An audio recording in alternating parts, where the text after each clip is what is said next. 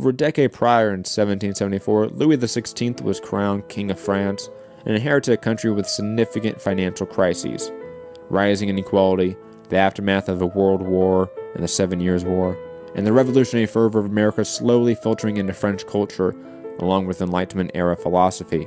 France also was an extremely unequal country, where the clergy and aristocrats, representing just 1.6% of the population, had complete political and economic control through hereditary power. Socialist Jean Girard described the economic subjection. There was not one action in rural life that did not require the peasants to pay a ransom. The feudal rights thus extended their clutches over every force of nature, everything that grew, moved, breathed, even over the fire burning in the oven to bake the peasants' poor bread. The urban population of laborers and artisans also experienced economic and political subjugation. The apprenticeship system was all but dismantled by the state, and day laborers had day permits to exist in the cities they work in. The royal police would use this to harass the working class, arrest them, and send them to beggar colonies. In 1787, King Louis XVI called the Assembly of Notables for the first time in over a century. It was a council of high-ranking aristocrats to help deal with the economic crisis. Any proposals to remove the regressive taxes on the poor, create taxes for the aristocracy or clergy, were denied. The harvest of 1788 was destroyed by droughts and storms, and the economic situation for the king became desperate. It allowed for the summoning of the Estates General in May 1789, a sign of the monarchy being in an extremely weakened state. The Estate General was comprised of 3 estates of groups: nobility, clergy, and the rest of France.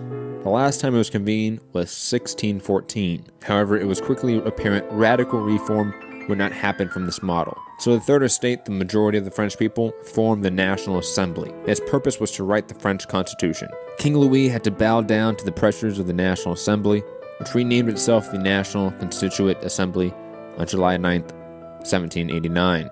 Jacques Necker, the finance minister, who was partially sympathetic to the Third Estate, was banished by the king on July 11th.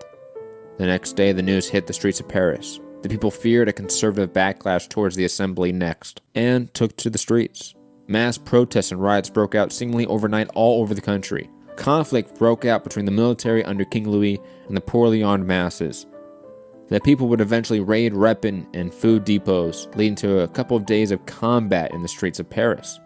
All this leading to the famed storming of the Bastille on July 14th, 1789, the ceremonial start of the French Revolution. In just the next few months, the feudal system would be utterly destroyed. The Declaration of the Rights of Man was written by Abbé Sieyès, Marquis de Lafayette, and Thomas Jefferson, surprisingly. And the Women's March would change the capital of France from Versailles to Paris. The feudal system that had controlled France for hundreds of years would be stripped away and abolished. The laws and courts were all abolished. It's impossible not to understate the societal shift happening here.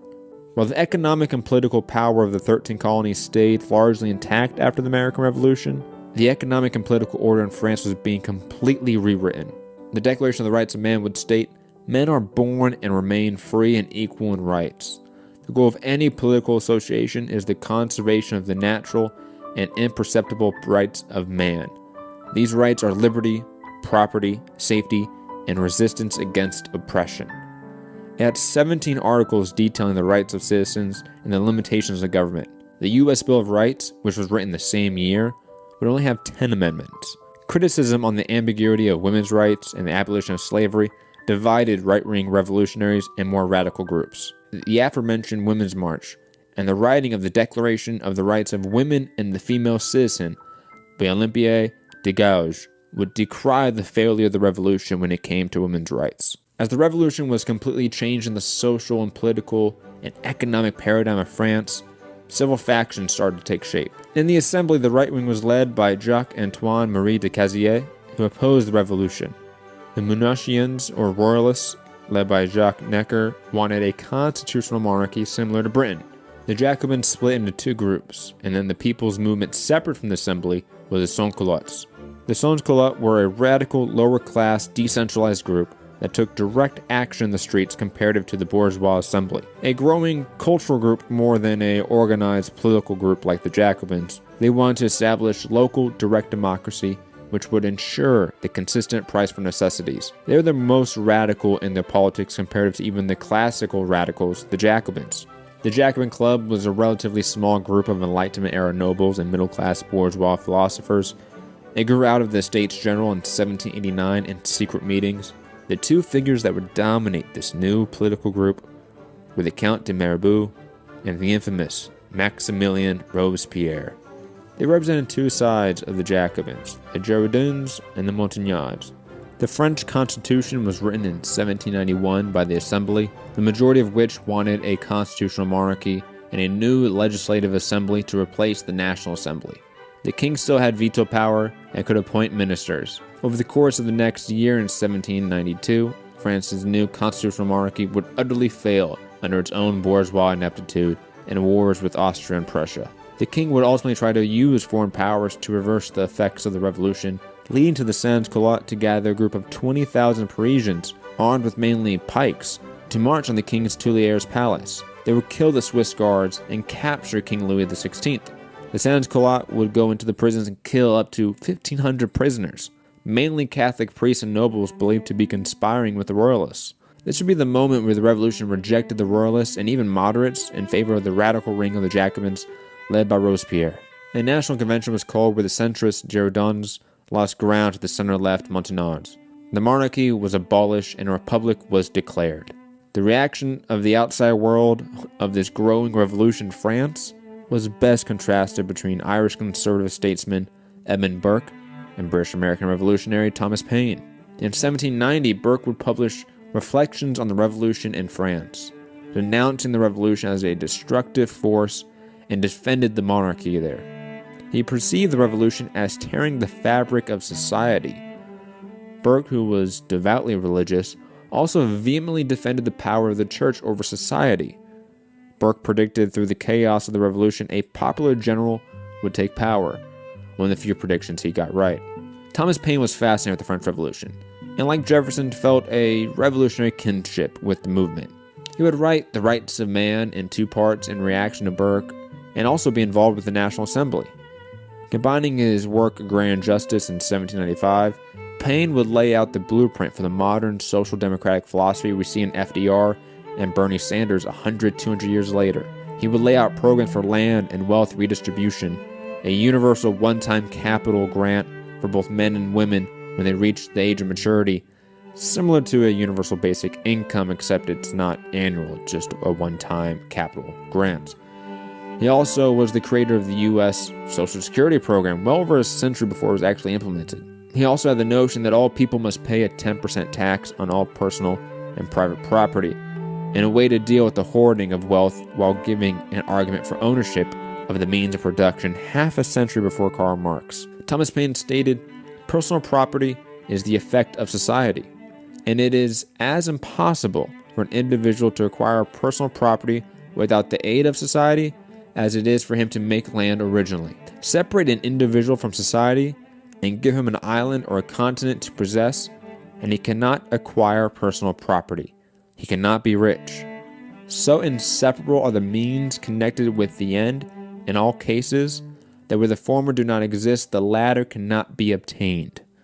All accumulation, therefore, of personal property, beyond what a man's own hands produce, is derived to him by living in society, and he owes on every principle of justice, of gratitude, and of civilization a part of that accumulation back again to society from whence the whole came. If we examine the case minutely, it will be found that the accumulation of personal property is, in many instances, the effect of paying too little for the labor that produced it, the consequence of which is that the working hand perishes in old age and the employer abounds in affluence. This was revolutionary, and again would be arguments that were echoed later on by Karl Marx and other well-known Marxists, communists, socialists, and the like. Paine would lay the philosophical bedrock of the entire modern socialist movement with this understanding of the exploitation of labor and the pre-Keynesian welfare programs. Back in France, in the aftermath of the sans-culotte imprisoning the king and queen and the war, declared between France, Prussia, and Austria, leading to the first in a constant continental wars that wouldn't stop until the fall of Napoleon in 1815. The newly appointed National Convention would give rise to the Committee of Public Safety, headed by Maximilien Robespierre.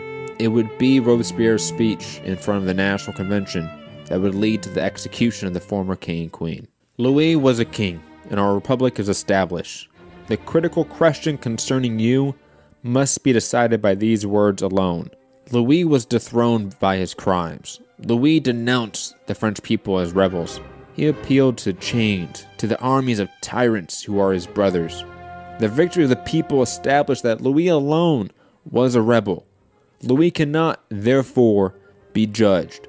He already is judged. He is condemned, or the republic cannot be absolved. To propose to have a trial of King Louis, in whatever manner one may, is to retrogress to royal despotism and constitutionality. It is a counter-revolutionary idea because it places the revolution itself in litigation. In effect, if Louis may still be given a trial, he may be absolved and innocent. What am I to say? He is presumed to be so until he is judged. But if Louis is absolved, he may be presumed innocent. What becomes of the revolution? If Louis is innocent, all the defenders of liberty become slanderers. Yes, the death penalty is, in general, crime, unjustifiable by the indestructible principles of nature, except in cases protecting the safety of individuals or the society altogether.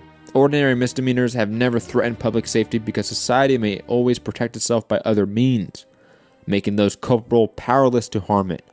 But for a king dethroned in the bosom of a revolution, which is as yet cemented only by laws, a king whose name attracts the scourge of war upon a troubled nation, neither prison nor exile can render his existence inconsequential to public happiness. This cruel exception to the ordinary laws avowed by justice can be imputed only to the nature of his crimes. With regret, I pronounce this fatal truth. Louis must die so that the nation may live. On January 17th, 1793, King Louis would be executed by guillotine for, quote, conspiracy against the public liberty and the general safety. Former Queen Marie Antoinette would be executed some months later in October for bankrupting the national treasury, conspiracy with foreign and domestic enemies, and high treason for intelligence activities with foreign empires. Within this time and the next year would be the Reign of Terror, where Robespierre were to consolidate the power of the Committee of Public Safety and systematically eliminate all counter-revolutionary forces. Even the Girondin faction of the Jacobin Club were executed. Robespierre would consolidate even more power after the assassination of his friend and fellow Jacobin, Jean-Paul Marat. Public records of the time say that over 16,000 people were executed. Now, what to make of this violent period, which is still debated in academia? The internal and external dangers to the revolution were real. There were known conspiracies to roll back the revolution by people within the Jacobin Club and other reactionary and right-wing groups within the revolution. The external danger of the European monarchies combining their respective strength to fight the Revolutionary Republic was legitimate. The French Republic was already in the middle of wars with Austria and Prussia, while the British and Spanish empires were actively engaged in proxy wars in the colonies to strip away the French Empire. The threat of restoration of the monarchy was always present throughout the already 5 years of the Revolution.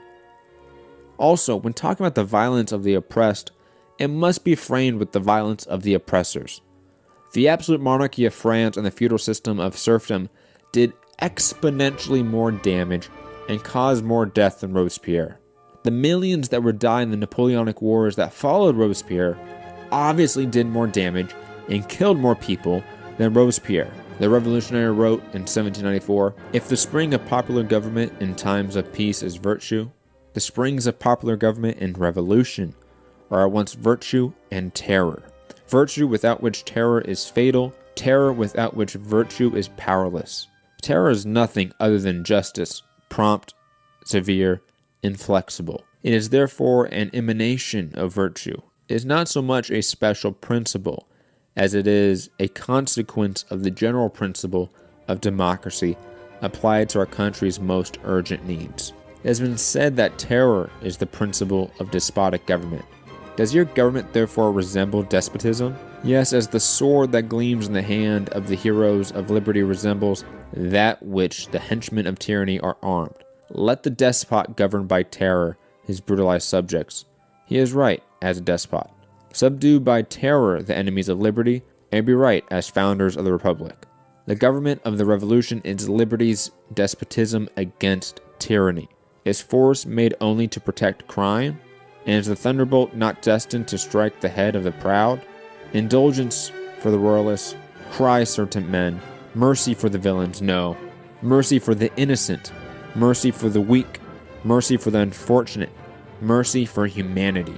Karl Marx, just 50 years later, would write, "There's only one way in which the murderous death agonies of the old society and the bloody birth throes of the new society can be shortened, simplified, and be concentrated.